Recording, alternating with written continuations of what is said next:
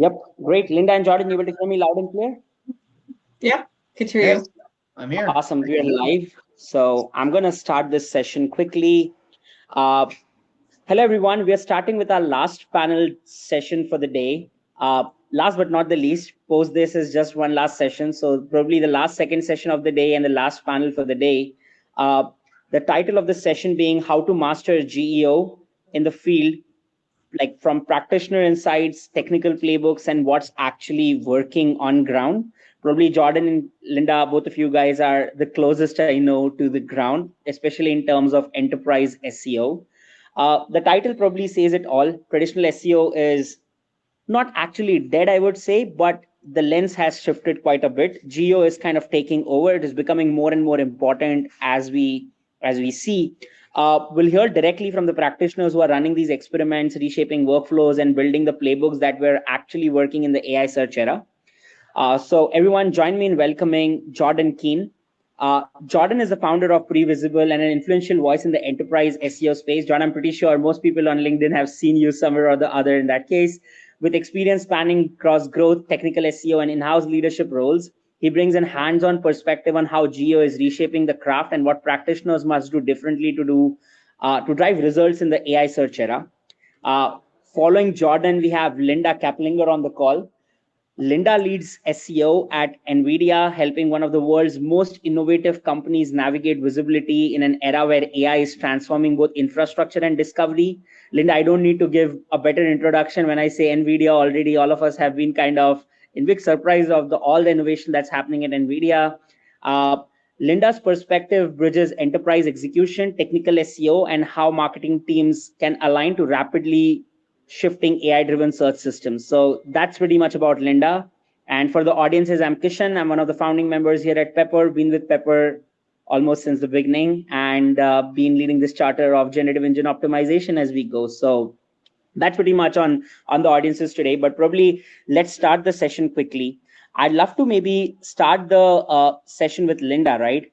Linda, let me ask you this. We have been speaking about GEO since morning today. And if I were to ask you the first question, let me straight up on asking, if you were to redesign the SEO team for the future of GEO, what roles would you like to kind of add or cut to the way traditional SEO teams have been set up? Maybe let's like directly jump into it and move to the point. So over to you, Linda. Yeah. Okay, great. Well, thanks for having us here today. That's kind of a hard one because I have a team, so I have to answer carefully about what I would cut. But you know, the analytics for GEO or AIO it's quite different than what we've been looking at for SEO, right? The metrics are just they're different, but it doesn't exclude SEO. It's additive. So not thinking about AIO or GEO replacing SEO, but it's something more, and it's a little bit different. So I mean, if you look at who you would be adding, you kind of have to look at the tasks that you would be changing as well in your measurements. So for us, it's, you know, pouring over server logs, which user agents are pinging on all of our websites, you know, and asking, you know, are they retrieving? Are they training?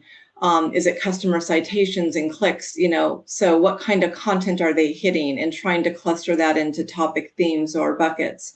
So you need to be able to visualize this, and you need to be able to distill your data to your managers, to e-staff in a way that makes sense. And most of these marketing leads, you know, many of them aren't going to understand what user agents are or what types of tasks they're doing.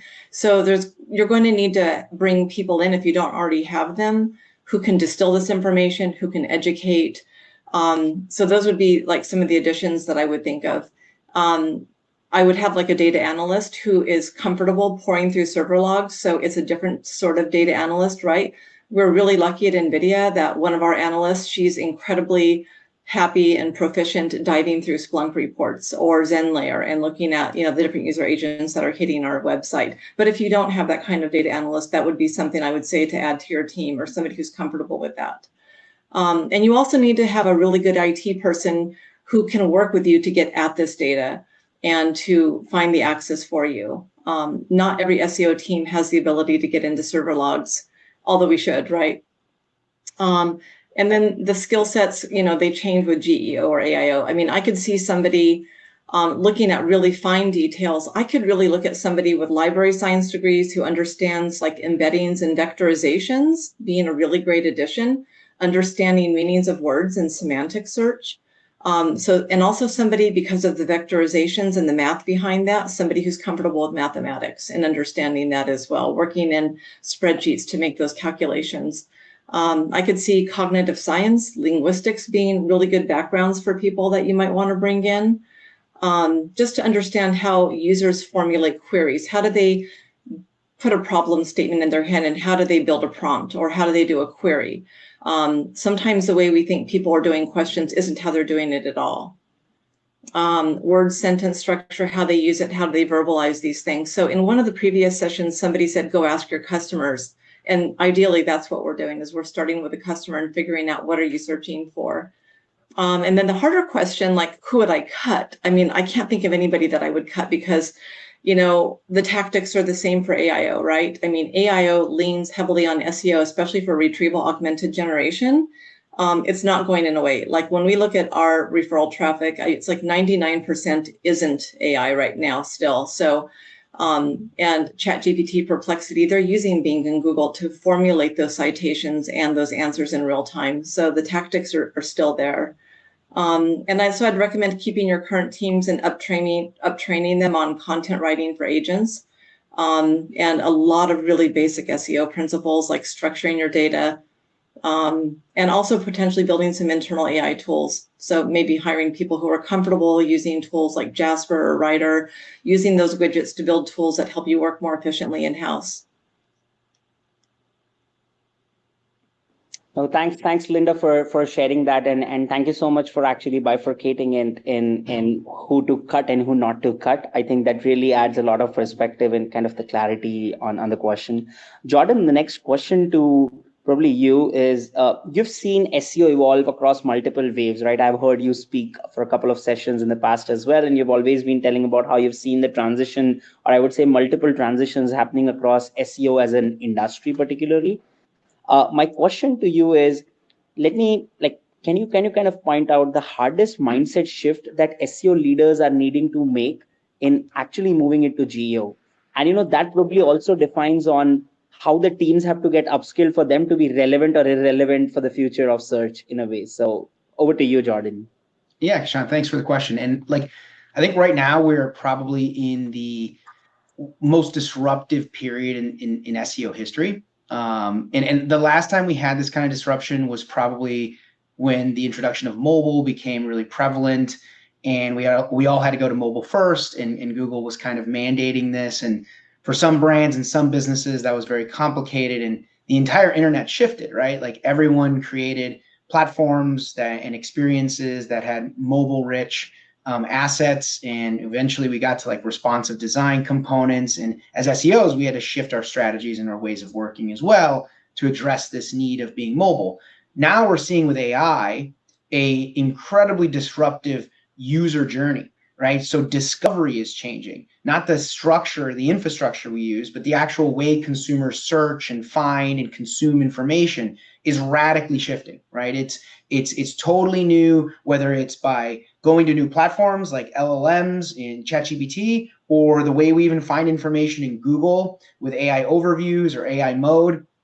These ways of finding information are going from a list of results to answers, right? And these prompts or these requests to answers is a totally different game. And this game is very, very challenging for us to comprehend. So to answer your question about what's the mind shift that SEOs need to have, the mind shift is being aware of what's a myth and what's real fact. Because most of the industry right now is just spewing myths. Most of what's being said out there about AI results, about ChatGPT results, about how AI overviews is changing and shifting, it's a lot of myths. It's a lot of false narratives. There are some real facts, like that the majority of websites have a very, very, very small amount of traffic from LLMs. In fact, many of them have 1% or less of their traffic coming from LLMs. That is a real fact. That is something that we can hold on to. And so I ask these big questions of SEO leaders and SEO operators, if only 1% of your traffic is coming in from LLMs, how do you think about prioritizing that? And what are the aspects of prioritization that you should take into consideration if it's only 1% of your traffic? And if it's still 1% of your traffic this time, 2026, so a year from now, are you still going to prioritize the same things? So this is where we need to start to challenge ourselves as an industry. We need to start reshaping ourselves and asking really hard questions about what is the value and importance of AI visibility? What is the value and importance of generating content with AI? And then become more aware of the components behind those that are myth and fact. And I think if we can be better about that, our minds and our mind shift will be centered around better prioritization, better tasks, better investment. I'm sure we're going to talk about those later in this session, but that the mind shift is really this ability to separate value-based efforts, investments, versus these kind of wild dreams or complete false narratives around what's happening within these AI experiences. Thanks, Jordan, for sharing those insights. Moving ahead, my next question is for you, Linda. Linda, working at companies like NVIDIA, and that is just one example, but what people have not been able to exactly differentiate is how do SEO or GEO or AI search, whatever you want to call it, I love to call it as search everywhere optimization. How do these workflows work in a large modern enterprise? And especially, I'm pretty sure this is very different than how it works for startups, because the need of SEO and what to expect out of it is very different for different kind of companies. The question to you is, how would you ideally design like a GEO ready content come SEO workflow inside a large enterprise, and more like an execution frontier for people to look at? So over to you, Linda, for that. Wow. Okay. There's a lot there. Okay. So I think the way I would attack this is, you either have existing content that maybe it's HTML and you're going to try to make that GEO friendly, or maybe you're going to build dedicated GEO content that is different from your HTML content, right? But I think in either case that the first part stays the same in that you always need to start with your customer. I mean, their query is quite literally their pain point or their need, or maybe they're just curious, but that's where we need to start, right? So creating content, whether it's for AIO or SEO, has to be highly relevant, very satisfying. And it's a challenge, when marketers get a directive from their manager, like, hey, you've got to go build this content. You've got to go tell your story. And one person at NVIDIA very wisely said, our content is often all about, quote, me, me, me, me, me, me. And it is. I mean, that's a fault that I think a lot of companies have. So I'd like to see anyone asking for content on the web to be brought to the watering hole of, does anybody care about your content outside of you? That's the first thing we always have to think about when we're starting to build something. So if you're going to be converting your content into content, that's, perhaps written in a markdown language, right? And it's going to be, slurpable by all those user agents. You're going to have a workflow for, like I look at some of our pages and there's a core part of the page that is about what that topic is supposed to be about. But then there's a lot of fluff. We might have videos. We might have, hey, register for this conference, and a lot of other things. So looking at your templates has to be part of your workflow as you translate your content from HTML to Markdown, thinking about, what is important to carry over. Because remember, your user agents in AI agent land, they have token limitations. So you don't want to bring over, huge swaths of data or components getting brought in that have nothing to do with the page, that the user agent is going to look at it and try to understand, what does this have to do with the topic? So staying highly focused as you're migrating from HTML to Markdown for agents. I think also as you're building your content for agents, a lot of basic SEO principles also come into play in terms of like highly structured content, making sure that you're answering intuitive questions. One thing that I think is really useful, especially for HTML pages as you're migrating them over into Markdown, is potentially adding AI overviews to the top of pages, which helps to get to the crux of what the page is really about. And maybe adding frequently asked questions to the bottom of your pages as they're getting translated from HTML to Markdown. You can also run your content through ChatGPT or any of the other models to ask it to like generate, like, here's a page of content that I built in HTML. What are the top 10 questions that somebody might ask about it, and take that and embed it into your content, and then you're going to migrate that into Markdown. So you're building all the sorts of things that people natively are interested in. Now, there might be instances where you are building content just for GEO and not for SEO. And we're actually doing a little bit of that. And I think that might be around not necessarily humans doing queries, but people who are in developer tools like Corsa or Cosign, who have their own agents that are going out and looking for things. So maybe you're going to have code bases that are available written in Markdown or pointing to areas of your website that aren't going to be in HTML land, but are there for agents strictly to look at, agents coming and looking at your Markdown files. So that would be an instance where your workflow is going to have to think about that as well. Like, what do you want to just expose to agents? Hopefully that helps. No, that definitely helps, Linda. I know it's more like a checklist of sorts. Maybe what I'm going to do is I'm going to kind of cut this part of what you just mentioned as like a checklist and make it like a chunkable piece of content for everyone to consume in, because it had like a lot of actionable insights. And thanks for being like extremely pinpointed on the actions in that case, right? Moving ahead, my next question is for you, Jordan. Yeah, I think there has been like a bunch of geo experiments that have been happening in the category, and people have been posting about it on LinkedIn. Although there is not like a clear playbook as of now, but these experiments have been at the forefront of how people have been super fascinated with AI search as a whole. So my question to you is, what has been like the most surprising result of a geo experiment so far? If not extremely surprising, I'd love to know something that is very counterintuitive to the old SEO logic that you have probably found for yourself. So Jordan, over to you. Can share like the story of my experiments with GEO kind of a thing for you. So over to you. Thanks for the question. I think one of the craziest things about where GEO and kind of AI search discovery is going is that there's a lot of hope. There's a lot of hope that you're going to get the right answer.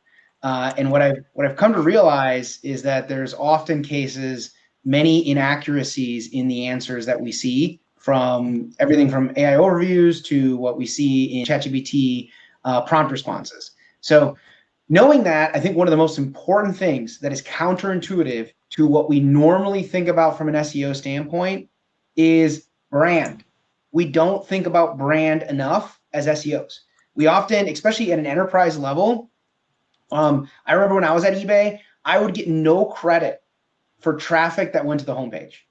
From SEO, I got zero credit. So if a visitor came from Google, landed on eBay's homepage, made a purchase, I got zero credit. SEO did not get credited for that.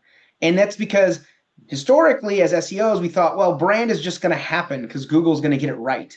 Well, guess what? In LLMs, they don't get it right.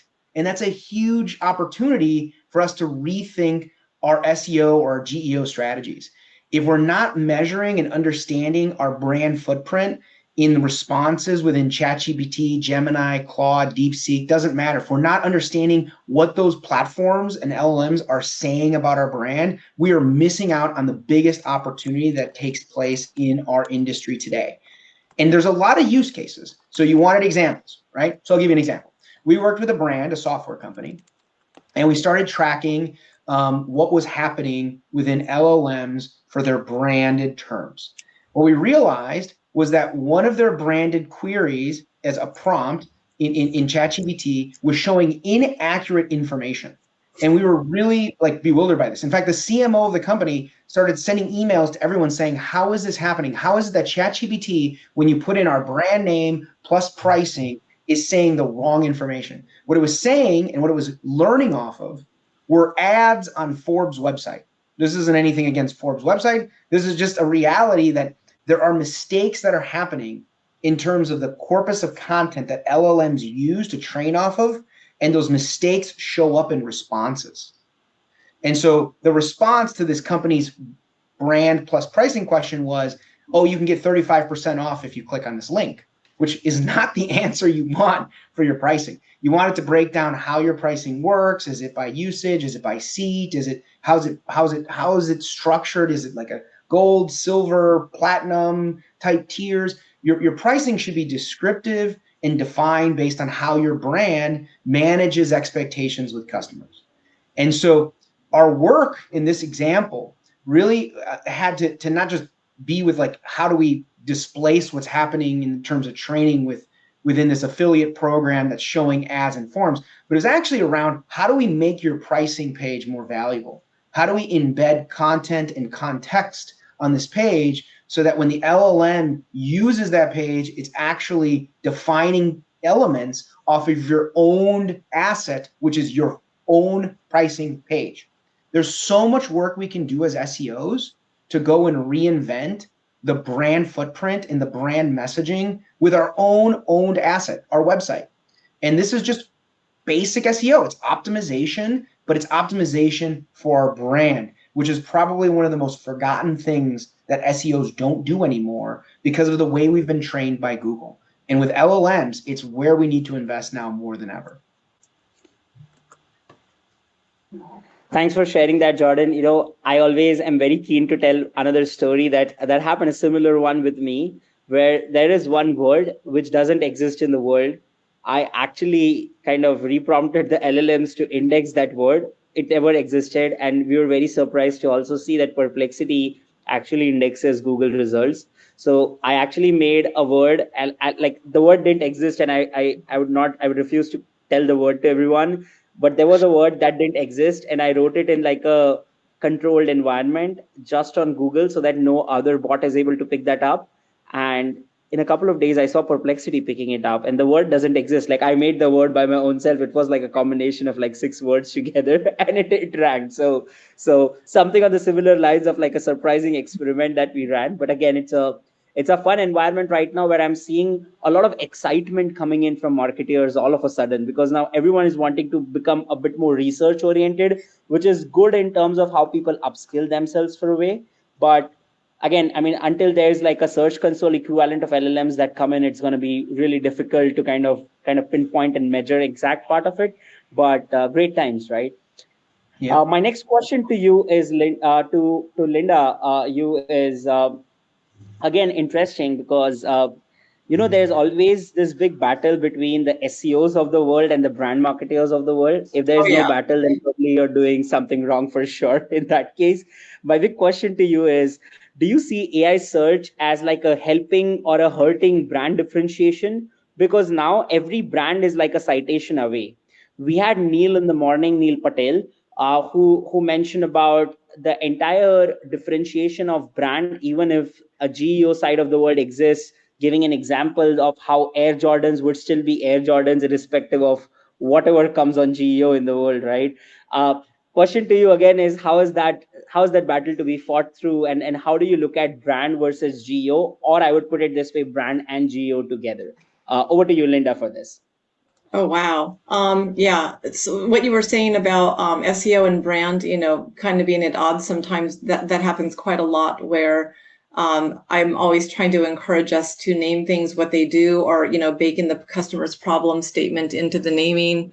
And I often lose those battles, but so I think it's kind of early to know in a way. I mean, the numbers are really small, whether or not, GEO is going to help or hurt brand. I think my concern is that we're going from 10 links on a page, paid placements, Google owned results, Twitter results, Reddit results. Well, Reddit is in GEO, but we know what the landscape is, to hoping that you're going to become a citation within, an answer. So my first instinct is, wow, it's going to be a hard ride. I think one of the things we need to do is, we have less chances for visibility for each query, how many citations are on a page, but I think that's going to inform what our content strategy will be moving forward. Look at the pages that the AI agents are serving up for citations. Are users clicking on them, and maybe cluster those into topic buckets to understand where you are resonating. You can tag up your pages and say, certain tags are resonating, some aren't, and figure out why. But it'll be interesting to see how all of this changes when these AI assistants start to bring in paid placement, because I think that'll be the game shifter. No, thanks for sharing that, Linda. Probably last but not the least, I do have like a couple of questions I would like to ask on a quick fire to both of you. So maybe I go with a question, and Jordan and Linda, both of you can kind of take a couple of sentences to answer those. And before we move to the last part of the session, but my first question to maybe Jordan, we start with you, is if you had to build like a geo audit checklist tomorrow, what would be like the top 2 or 3 things on that checklist for sure when you're auditing a brand? And post that, Linda, you can follow. Yeah. Okay.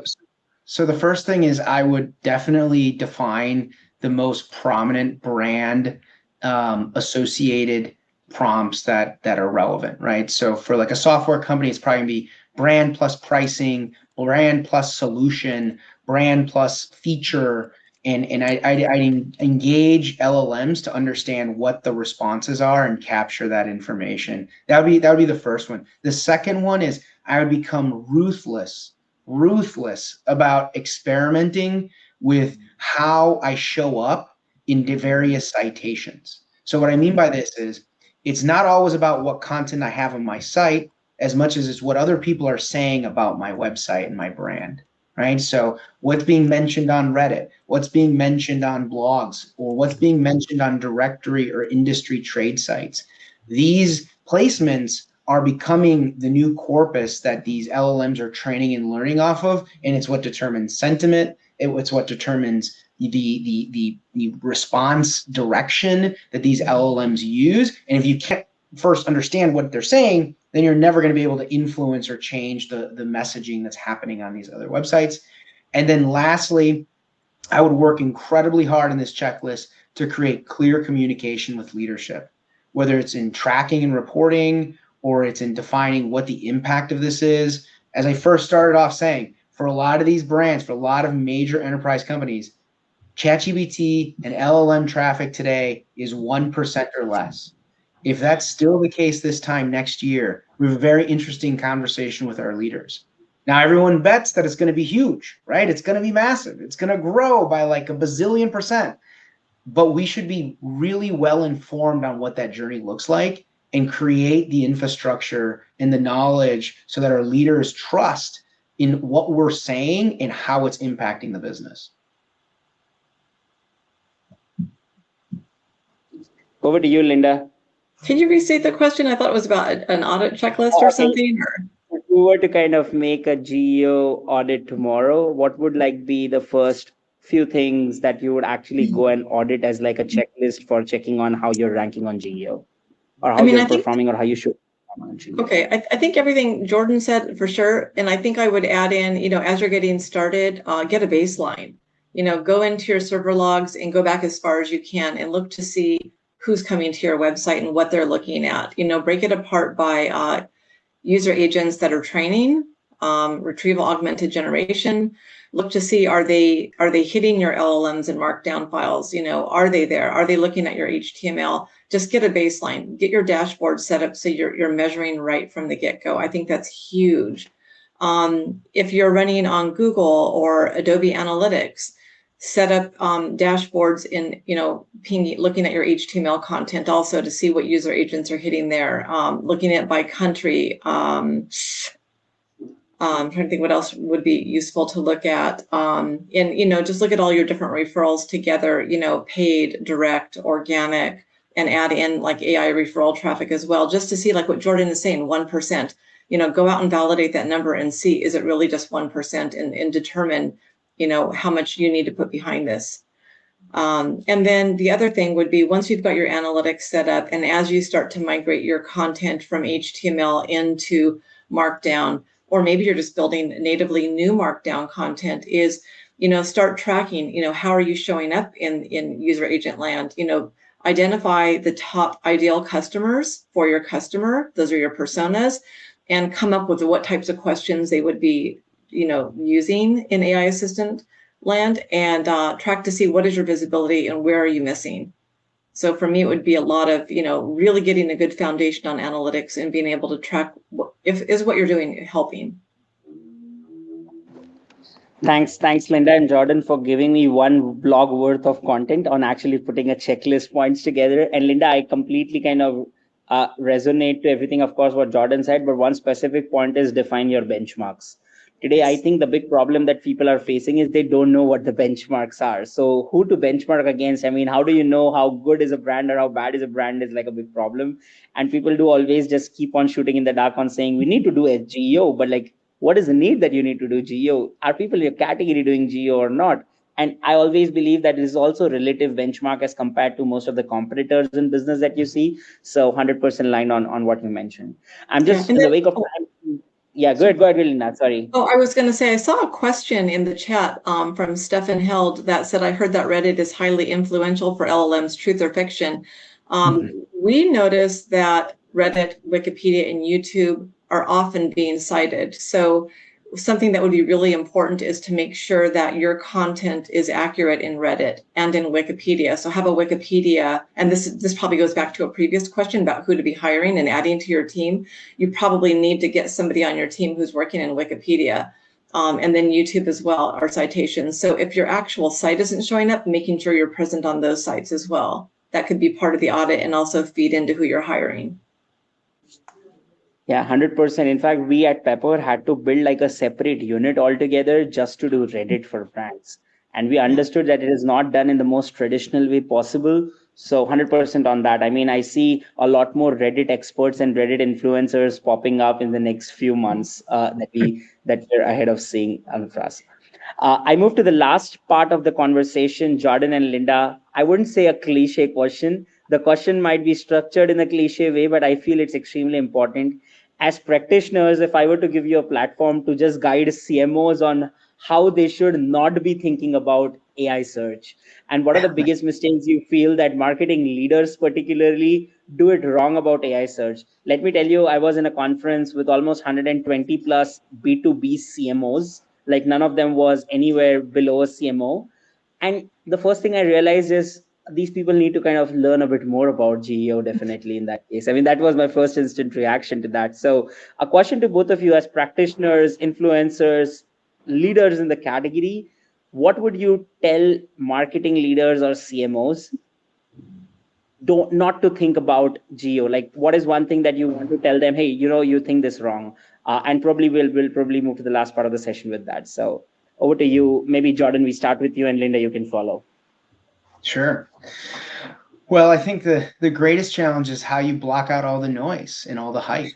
There's so much nonsense being spewed out on the internet right now about what's happening in LLMs, and with major shifts like just recently how Google has changed some of the measurement that is being shared in Google Search Console and impressions declining. The anxiety and the fear that I see in leaders and in the operators of SEO is just like overly hyped, right? And like we all know that this change in terms of position 100 is not really going to impact our businesses, right? It's not materially changing our traffic, but we're so sensitive and everyone is so glued on to the hype and the noise. It's really hard to separate that from actual real work. And so what I'm encouraging CMOs to do is, first and foremost, let's go back to the real core data points that we've always measured digital performance off of, right? Components like traffic, engagement, conversions, revenue.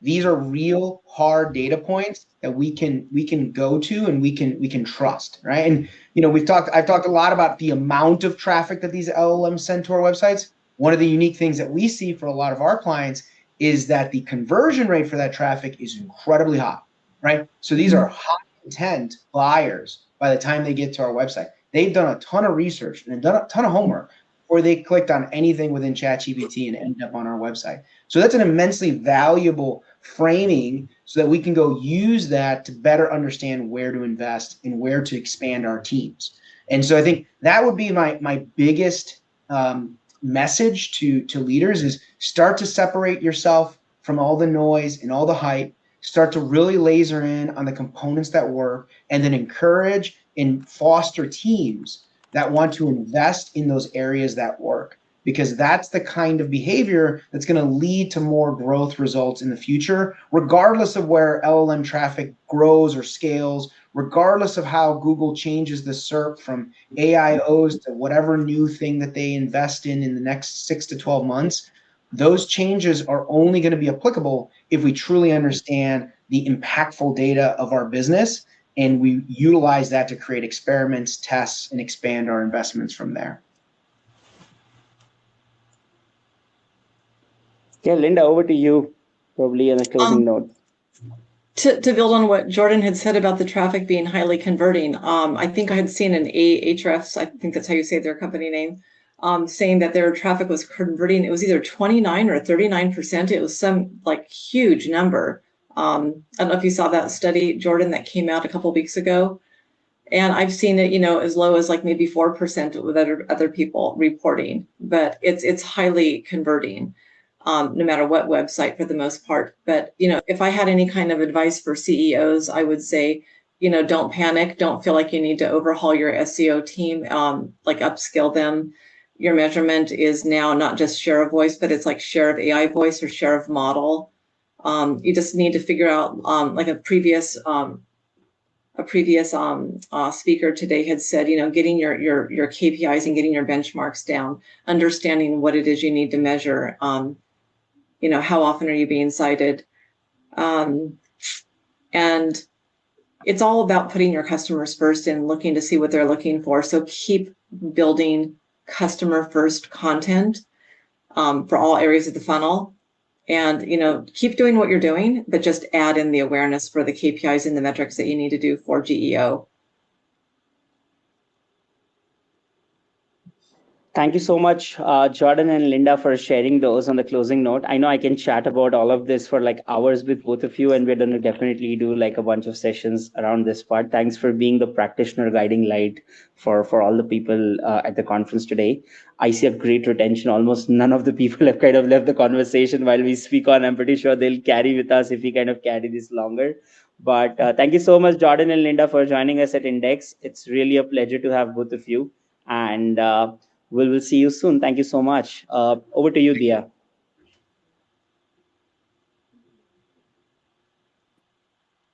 Thank you so much to all three of you. Okay, Jordan has left. Okay. Linda, you're here. Okay, thank you to Kishan, and thank you to Linda, also to Jordan, if you can still hear me. I think by now we're convinced that GEO isn't just theoretical, it's about experiments and building workflows that work in this new reality.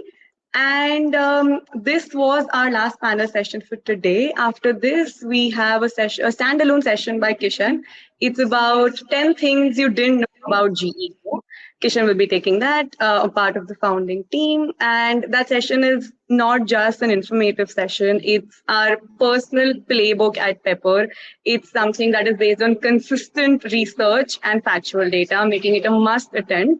It being the last session also means that it's the last chance to go to the Pepper's audit, GEO audit clinic. And